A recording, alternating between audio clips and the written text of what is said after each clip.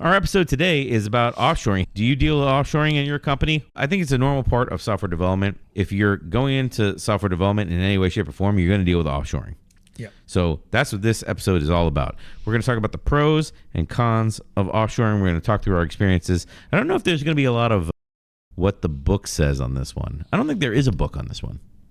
I'm sure there's a book. Somebody's written something, but we're not going to argue. Maybe we should buy it. Buy our book. Yeah, buy our book. That's right. So let's dive into this, right? Everybody, I'm sure, has heard of it at least, or if not, have experienced it. Why offshore? Offshoring. I mean, let's get the easy stuff out. Let's get the low-hanging fruit out of the way. Yeah. You ever to the loom. Yeah. That's a phrase that I don't hear too often. Yeah, low-hanging fruit. Low-hanging fruit. Cost savings. Having employees in-house is high cost, and sending your employees to the spice mines of Kessel is low cost. That's what That's typically where most people start, right? Typically. It's cheaper to outsource your work. Right. Yeah. Yeah, I agree. But then offshoring has been around for a while. Yeah. That's nothing new. So has it still proved out that it is proven that it is cheaper today, or are we looking at diminishing returns here? Well, we did an exhaustive 30-second search of the internet. Oh, was it that long? Wow, I'm tired. Oh boy, and we found codesubmit.io, the most trusted source in sports. I don't know. And so it gives the average salaries. I think these average salaries of software engineers I think this list is a bit dated. Yeah. The numbers suggest that. I think so. Yeah. But it does, like, if you compare them to each other, I think they'll probably be close to normal. It gives a high list of numbers, and at the very bottom of the list, it gives a low end of the numbers. So at the high end of the numbers are the United States, Switzerland, Israel, Denmark, Canada. Now, those are the top five at between 110 all the way down to 61,000. I'm assuming these are adjusted for U.S. dollars. Yeah, they are. Sure. And we should mention that these are average. Average, yeah, right. Which is interesting. Anyway, like if you go further down to the low end of the spectrum here, it goes low. It goes pretty low with the lowest. I mean, the bottom five are South Africa, Brazil, Philippines, India, and Nigeria, which I didn't expect. It's kind of surprising to me. The low end is lower than I expected it would be. Yeah. Compared to where we start. So it's 110, and the low end is like 7 something. Yeah. Which I didn't expect it to be that low. I don't even know what I expected. It wasn't that low in my mind, but that's what they're saying. Yeah. So okay, we'll go with that. Well, these are just pure costs. Like in the pure cost is nothing about the technical expertise of the people, and nothing about the communication skill, and a million other things that we're going to go into. So just averages. I kind of feel the cost is what normally people will point out to kind of defend offshoring, pure cost. But like pure cost is like it's the tiniest fraction of what you can control in this category. What you saw on that list, it would be the cost of an employee in that country. It's not going through a staffing firm or a contract firm or whatever, because a contract firm has to make money, and they're going to charge, like in my experience, a contract firm is going to charge a minimum of a 50%. 50% meaning 100% of what you pay. They're going to charge a minimum of a 50% upcharge. Yeah. So if you're paying $25,000 for a developer in Ukraine or somewhere, they're going to bill you for $50,000. Sure. Okay. And that is assuming they're going with a 50% margin, which if you're in the recruiting industry and you're listening to this podcast, so I don't know how you found us podcast, but thanks for finding us. But if you did find us and you disagree with what I'm about to say, please comment below. I've been told by recruiters that a 50% margin, basically a 100% upcharge, the recruiting firm is taking 50% and the candidate is receiving 50%. That is like the most skim bare deal they are willing to get into, because there is very little profit from what it takes to pay all their recruiters and pay the cost of running their business and all that kind of stuff. That's the minimum they can afford. Yeah, I concur with that. It is. I mean, I've seen as high as 60, 65 in some cases. I've seen people paying 3 times what it would cost to hire a developer in-house to a contracted firm, and company management like feeling good about it, believe it or not, because they are capitalizing that labor, Right. and they think that because it's capitalized and it doesn't go on the budget that the employee payroll comes from, that they feel good because they can spread it out and it actually looks like a lower number. Anyway, the sticker shock cost of what it costs to bring on an employee and have them in-house and work directly for your company versus the offshore costs, not including any hidden costs that you pay. Like, I want to get past what we're talking about now because I want to get to all those hidden costs. Sure. Because the hidden costs, they add up. The hidden costs certainly add up, because one of the hidden costs that I can think of immediately is quality control with offshore development teams, which means you're accepting that in order to speed your development by going with this team of offshore developers, you will have rework. This is the same in products. Sometimes, in order to speed to market, I accept that I will have to come back and refactor sections of the code to do a better job later, or to serve more users later. This is the same kind of deal. It's like, hey, we're building our teams offshore for now. They're going to turn in code that I tell them to turn in, and they're going to do exactly what I tell them to do and nothing more. Sure. And even then, sometimes they may miss things. I am not certain about the individual skills of every single person that the contract firm is sending me. So they could be sending me people that don't write unit tests, for example, that don't understand. Listen, we talked about our own experiences. My experience is that on paper, these guys are rock stars. Yeah. I mean, they've got all the skills under the sun, right? But then when you actually see the quality that comes from them, it sometimes, quite often, leaves a lot to be desired. Sure. So yeah, you do suffer this risk of suffering that cost of quality. Rework. I mean, you're not going to go to market with that subpar product. Yeah. So now what happens? That hidden cost, to your point, you've just spent time and a half or whatever, right? Sometimes more than that, sometimes double. Yeah. So really, net, are you further ahead? Yeah. Because remember, even if you're financially ahead, right? Let's just assume that for the sake of argument, you've lost time. Right. And that's an opportunity cost right there. Right. The problem with that as an opportunity cost is that typically companies have no ability nor awareness to track that. If you're engaging here, I'll try to be helpful and not just badmouth offshoring. If you're going with an offshore solution, you should track rework. Absolutely. You should be tracking, like put a tag in Jira or whatever ALM system that you're using, and track what is rework, and be open with your team about like listen, I'm not doing this to try to penalize anyone. I just need to help teach management that if we're going to engage in this strategy of development, then we must understand that a certain amount of our time will be rework, and that's okay. It could be that the cost of offshoring is justified by how much we save. And like that's the bottom line. Is if you're real early in your company, it could be that the cost is everything and there is no other option to launch you or to scale you or whatever. And that could be the thing. But it doesn't mean you should not track that metric, so that as time goes on and that number goes up and up and up and up, you can't make another decision for in the future of the company. You should track it. You definitely should track it. A big advantage that proponents of offshoring will proclaim is that you have access to a global pool of talent when you go with the offshoring route, as opposed to my company is based out of Tampa, Florida, and I can only hire people within 30, 40 miles of my company office. But the point is, if your talent pool is global, it's easier to get better talent because it doesn't matter where you get the people. Yeah, I think that's true. I think it's also companies that insist on employees being in the office, perhaps, they find it harder to find people locally. Shocking. Right? Shocking. Yeah, exactly. It doesn't just, roses just don't grow around your feet, right? Shocking. So yeah, that's true. That is shocking. I think the other thing is, if you don't have, if you have plenty of people that you can pick from locally, but you don't have the specific talent that you're looking for, specific technologies perhaps, Sure. right?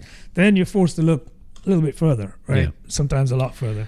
I mean, in the spirit of arguing Agile with this category, you're planting your flag in a shifting bed of sand with this category with me, because I'm looking at it saying like, well, access to talent globally, is that a reason to offshore, or is that a reason to just make up your team permanently of this pool? If I was hiring permanent developers as opposed to going with contract firms around the globe or whatever, like what's to stop me from just sourcing talent globally myself and hiring them as permanent? Nothing except it'll be costly for you. Yeah, but I mean, if the first category, if I had kind of gotten over the first category, and I understand that I don't want to deal with cost of delay, and I don't want to deal with time zones being off, and I don't want to deal with my people not being able to talk to each other and stuff like that.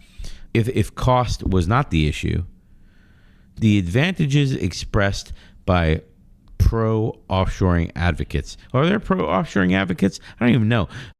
Anyone who's pro-offshoring versus either nearshoring or onshoring, whatever. Yeah. I feel if you're willing to hire remote talent and truly have them be remote, right? I feel like you just defeated the entire advantage of this category. You just defeated by saying like, okay, I'll have a remote team too. No, so to that point, there are companies, I could name them. I could name them that they consist of exactly these kinds of individuals. They're full-time employees. They live anywhere, not only anywhere in the continental U.S., but anywhere in the world. But they're not hired hands in terms of like work offshored contract folks, right? Yeah. They're full-time employees. They live where they live. Sure. And these companies are thriving. So I think it can work. The proponents would say, yeah, but they can only work some of the time of their day. Whereas if you offshore, people can develop 24/7. It's that elusive 24/7 dev cycle that was promised. I mean, in the early days of offshoring. I promise we'll go into that one next. But before we get into that category, there is this other promise in offshoring about, well, if someone quits or if we have to get rid of somebody, we can quickly replace them because we have all these people on the bench. That's what I hear from offshored contract firms, which is in reality, having been a part of a firm that sold contract services, I know in reality what they really just, they run out and they try to hire somebody quickly to backfill just like any other company would. So this is sort of like it's like a ghost of, well, it's at least I, with my internal HR people and my internal recruiters, I don't have to scramble to replace a permanent employee when they quit. I can just delegate all that to somebody, quote, offshore, who doesn't work at my company, and then they shoulder the burden of that expense. That's what I hear when I hear this quote resource attribution complaint with offshoring advocates. I think it's a numbers game too. They probably do have a deep bench and they can just swap out a body with another body. That might be true. Not necessarily that's a good thing from your perspective if you're the company that's, hiring their services. Yeah. But yeah, I've seen that too. To your point though, it's a substantial savings. If you think about it, right? If you're a medium-sized company or even a small company, the expense to go recruit on your own is not insignificant. But you mentioned time zones. It's sold from pro-offshoring advocates as, listen, you can have a development team in Latin America, and you can have a development team in Eastern Europe, and you can have a development team in the Philippines or something, and you can have 24/7 code progression through your pipeline. Also inside of that 24/7 progression also is built-in redundancy, where if something happens, if there's a typhoon in the Philippines and your Philippines team can't work today or whatever, then at least you have the other two teams spread across the globe. So the offshoring is billed as a benefit in this case because you have people constantly working in every single time zone so that 24/7 a day, the trains are running. That's the way it's sold. Yeah, I agree. And that's how it was sold to begin with, before people realized the cost aspects of this. Let's just take advantage of the 24-hour cycle. Right. The downside is when they first introduced that, we didn't have the DR technology that exists today. So code had to be literally shifted. Yeah. So last thing you did as a developer before you left for the day is you put all your code into an area that then FTPs it somewhere or whatever. I know that. So now, so now it's different. Now that there's truly redundancy available. But let's talk about the other side of it. Do you really get the efficiencies, if you want, of 3 full days worth of development in a single 24-hour cycle? Does that really work that way? Because what's lost in that? What is not happening there? I mean, you've got people that need to communicate to one another as teams. You got 3 teams now, so you have many channels of communication here, and anything can fall through the cracks at that point. People are developing, sure, but are they developing to a cohesive plan? Everybody bought into the same plan. Well, I don't know if this experience directly relates to what we're talking about, but I think it does. When I was on a very large, like a 200-something program, like a lot of people, a big program, and I sort of played a couple different roles, but sometimes I play the role of like a coordinator between teams, of like this team starting something, you need to start this, that kind of stuff. And I had a couple Indian teams, and if I wanted to be on their daily scrum at the start of their day, it was like 11 o'clock at night for me. And I told that team, no problem. It's like, you guys want to schedule a daily scrum? Like, I'll jump in at 11 and I'll tell you what the teams did the day previous so that you can jump straight on and not have that communication gap where you got to wait until the morning, because they would work like a swing shift in India, I believe. And if you want to jump on with me, I'll tell you what the team did. That way you can hopefully jump ahead. If they wouldn't, it takes a conscious effort to do that, doesn't it? Like you agree to work that shift. Right. So it does take somebody to say, this is a problem that's worth solving, and we're going to invest in it. Yeah, I needed to do something like that in order to make sure that team was as productive as they could be. Otherwise, that team would run into a problem with a particular story that was a high priority story, and then they would have to wait until 8 a.m. East Coast time to engage with the product owner, to engage and ask their questions of the product owner, because they would say, well, we started working on this and we realized we couldn't proceed because we had a question, no matter how minor the question is. We had a question and we stopped. So we moved over to this other thing that wasn't necessarily the highest priority, but we could move forward and we kind of knew what we needed to do. But then when you give us the answer, we'll shift back to this other thing. And I remember that always used to drive me crazy to say, like, even if you would implement the wrong thing, at least something would be in production. And I mean, I think everybody in the business would appreciate speed to market as just as a principle of, like, if you don't understand and you have to make a guess one way or another, and then let's get to market.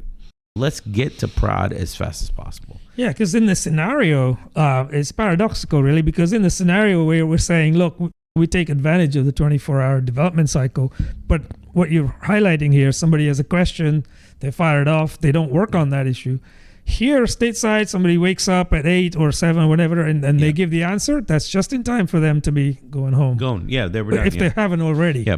Right? They worked swing shifts, so I think they started sometime in the morning on East Coast, and then they finished sometime around like 11 or noon East Coast. But suffice it to say, there's every possibility that you actually lose time in that case, right? Oh, we did. We certainly did that, and that's why I told them, like, hey, I will relay all the decisions that happened during my business day. Like, they would write up notes and they would turn in their work items, and all the decisions that I would have to track down in the business day, I would have for them at the start of their day. Yep. And yes, you could say, well, just write it down and send it over in reports. But that's not the same, because if I send it over in a report, now they'll read my report, and if I was not completely clear with what I wrote down, they might have other questions, and they still might not be able to work on the ticket. It's better for me to jump on, and then they can ask me questions, and I can fill in context where maybe I was not great at writing it down or whatever. Yeah. Again, the time zone thing, it's great, the idea that we have 24/7. The train is running 24/7. That's a great concept. However, I can think of any city I've ever been to that the trains do not run 24/7. They don't run. There's a period of time where they decide, like, well, there's so few people actually doing productive work, and we do have to do some things to the trains during a period of time, it would just be better to not run the trains between midnight and 5 a.m. So we're just going to take this slice and just rest during that period of time.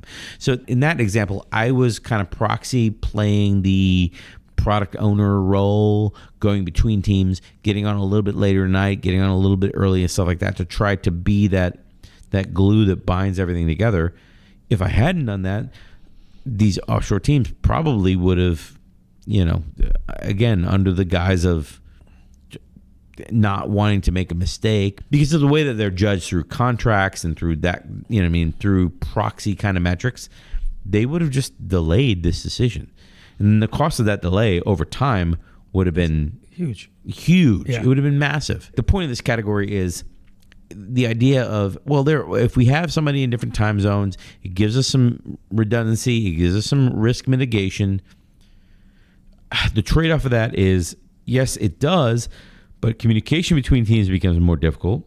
The factor in delays and the factor in communications and not clear communications of people just talking to each other, going to scaled events, like scaled plannings and stuff like that, the fact that you're unable to do that kind of stuff, or you have to set up some kind of special event to do that kind of things, I don't know if it's worth it. I think we can call this whole category a wash because all the benefits kind of cancel out the cons. They cancel each other out. Yeah, I concur with that. They certainly do.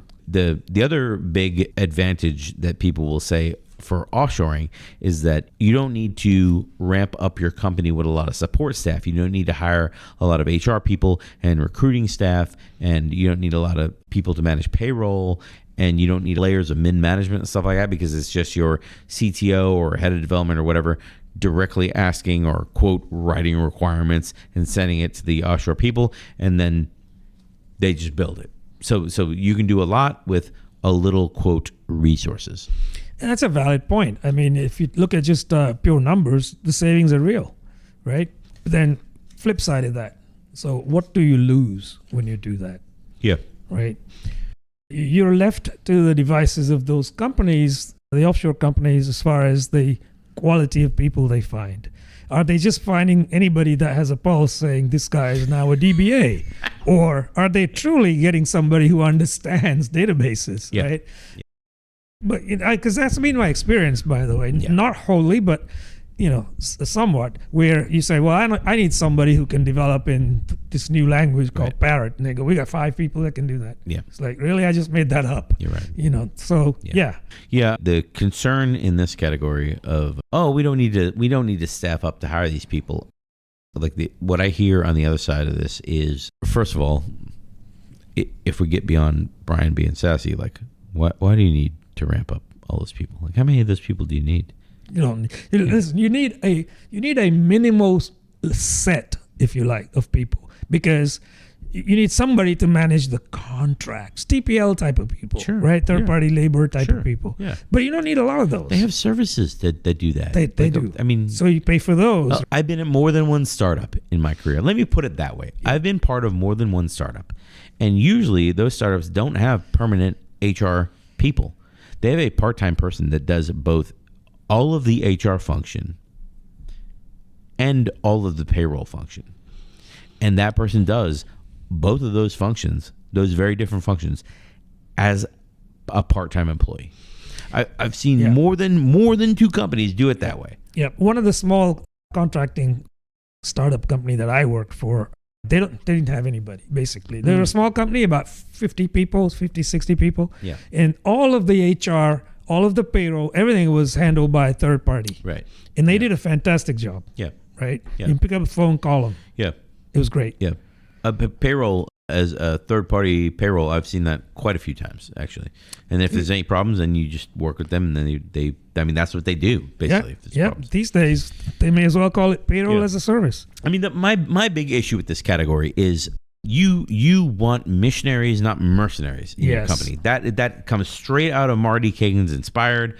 I'm not going to link it, but listen. You want missionaries, not mercenaries. Yeah. I mean, as your company grows over time, You're going to branch out. You're going to want people that understand your culture. You're going to want people that have those strong relationships with both your customers. By the way, we haven't even talked about that yet. But with your customers that understand your business, they understand your business domain. They're domain experts, as well as developers or salespeople or support staff or whatever. They know your domain.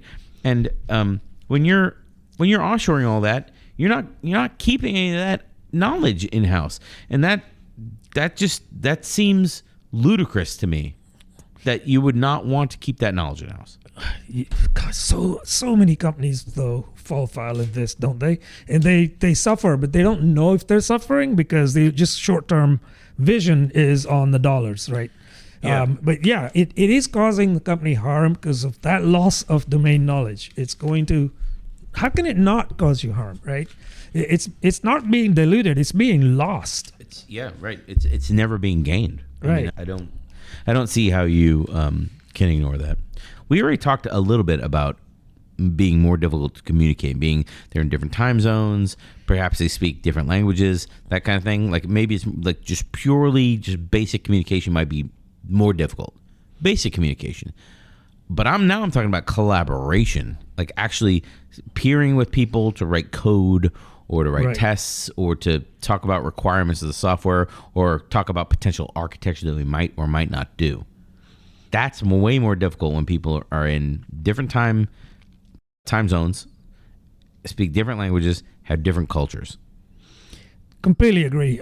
I think some of that is basically underpinned by the time difference. I mean, if they're not working when you're working, how do you collaborate with them? Right. But the other issues that the other topics you raised, different language. So it's not just simply, oh yeah, everybody understands English, right? There's nuances and interpretation and how you comprehend things, right? Yeah, it could be a number of different things. Before we even get to the cultural differences. Yeah. Language. So they learn the English language, but in a different way. Like I know that if you're dealing with folks from India, they didn't learn American English. They learned some derivation of British English, right? And certain things mean different things even though the words are English. So there's that issue. Now let's talk about some of the cultural issues, right? So first and foremost, the underlying culture there is keep your head down, do your job. Right. Don't take risks. Right. So from that point, I mean, we were talking earlier how if you're not sure about something, make a decision and move on. Yeah. No, they're not going to do that. That's not the culture. That's right. Because the reason why they're not going to do that is because that is looked down upon by their supervisors. Yeah. They'll just say, well, why'd you do that? If you weren't sure, stop. And so when they stop, it costs you another day because then they fire off the question, they wait for the answer. So that cultural aspect really is pretty important here. Even if there were not a backdrop of a caste system at play specific to India, even if there were not that, I would understand if you were in a culture where making a wrong decision was, like I've been in companies like this where making a wrong decision was 10 times worse than making no decision and just sitting around. So I understand it from that perspective, but also like then you double down on the fact that the culture has different classes, and that's just ingrained in this system that you don't like. As an outsider, you don't even understand. You don't need to. You just know that it's a complex ball of wax, right? I mean, nobody needs to understand it. They need to get rid of it. And I think in the bigger cities now, you're starting to see some of that, but they have a long way to go. Yeah, the point is like that backdrop is still there. And it is. An American, like if you're just looking at these pros and cons, and your big pro is like, well, it's half the cost, it's cheaper, and you don't understand any of these. You've never been over there, you know what I mean? Or worked with people from there. You never worked with teams where you have the one tech lead or team lead who the whole team waits on that person's opinion before they say anything. Yeah. Japanese culture is kind of the same way as well. They'll defer to the person at the head of the table, and that's why some of the traditions over there is you give your opinion starting from the youngest person at the table, and then goes around to the most senior person last, because you as a senior person, you don't want to influence the conversation in any way, shape, or form. You want to hear everyone's opinion. Yeah, there's the other side of it, which is you as a junior person don't want to disrespect Right. a senior person, and I know that in some Asian cultures that's very prevalent, right?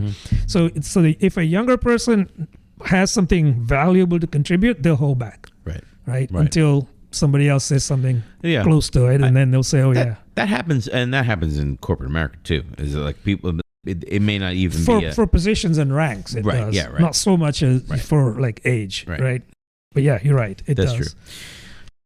The cultural differences is a great category. Like just people working together who do not share the regular cultural norms is a great category, because people outside of software, people that might be listening to this that are at the beginning of their career, or people that have not worked on these really, really culturally diverse teams throughout their career, may not have been exposed to, like, I mean, I think in those basic concepts.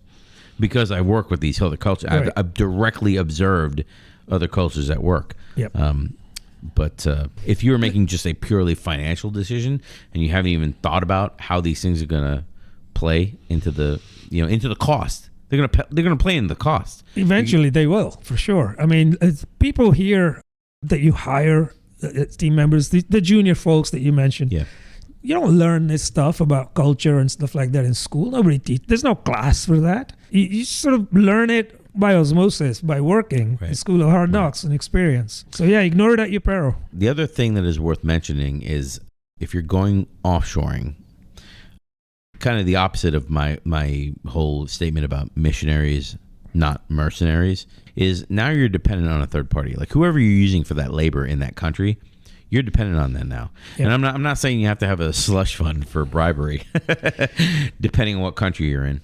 One pair of pants later. You're dependent on that third party labor source. So whatever you need to do to keep that third party labor source going and to not disrupt your business, I mean, basically, you have to do it. You don't have a choice now. You're held hostage in many ways, actually, because a lot of your domain knowledge is with another entity, right, overseas.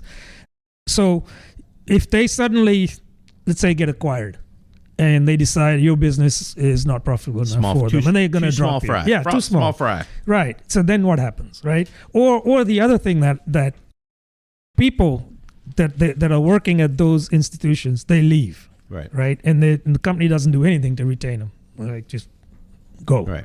So again, you've suffered sitting here because of those consequences over there somewhere, right? So these dependencies are huge. What a great point. Because people that talk about offshoring talk about being easier to replace people and easier to scale up development efforts as a pro of offshoring. We talked about this a little bit earlier in this podcast about like, well, it's not really true of like, well, I got to go hire 10 people, so I'll just go to this firm and they have 10 people sitting on the bench. Well, they don't really have 10 people, quote, sitting on the bench. No, they're gonna scarper really quickly and try and find 10 people. They're gonna do the same thing that you would do if you had to hire 10 people. But hang on, will they? Because they're possibly going to simply find 10 people that have a pulse and go, yeah, we got these experts for you, right? As opposed to you will do the due diligence, hopefully, because you want that quality, right? So I think that risk is always there, because all that company is interested in doing is putting butts in seats so they can charge you.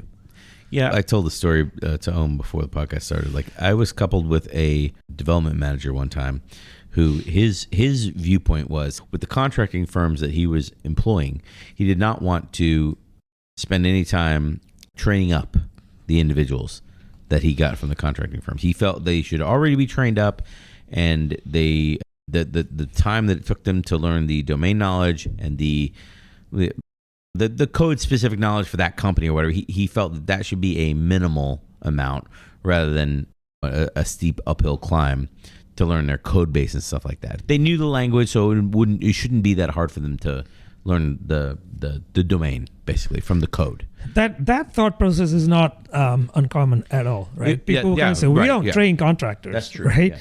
Well, then the flip side of that is, are you willing to pay more so they get trained up? Because someone's got to pay to have them trained up. Right.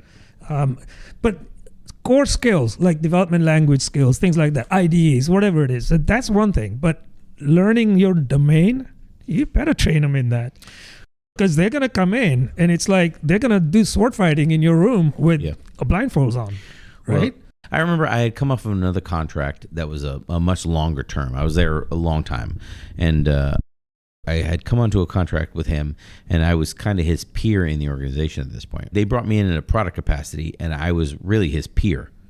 It's a small company, had a lot of managers that were kind of equity level managers of the organization, and I was kind of his peer, and I kind of cautioned him, hey, bringing on these people and then kind of emphasizing that they're just kind of mercenary hired guns. This is not going to scale well for you in the long term. I mean, at some point, you as a leader in the organization, I mean, that's who you are when you work directly for the CEO and you're part of the leadership staff or whatever you want to call it. Right. Your job now is to like lay down the vision and extend the CEO to these other departments that maybe the CEO doesn't have technical expertise or experience in and whatnot. And that's what they need you to do. And I was like, if you just hire a staff of mercenaries, I mean, the first minute that the mercenaries decide to turn on you, I was like, you're out. He's going to blame you. He's not going to blame the mercenaries. That's right. Yeah, somebody decides to pay those mercenaries a little more, they're gone. That's exactly right. Because you've not made them part of your culture. So I was like, I mean, be very wary of this attitude of like, well, I mean, they're a third cheaper than, because I mean, after all said and done, after you pay the agency fees, after you pay whatever taxes, after you pay whatever, like how much actual savings are you getting? You know, I mean, the tables we looked at real early, I feel were not exactly. They were pretty low. Old. I think they were pretty low. And I think they were old too. I think they were pretty low. I think they were a couple of years out of date. I think in actuality, you can only expect to save maybe 50% of hiring an employee, permanent employee in-house. And out of that 50%, how much of that money is spent in overhead costs to communicate and collaborate and to fill in the gaps?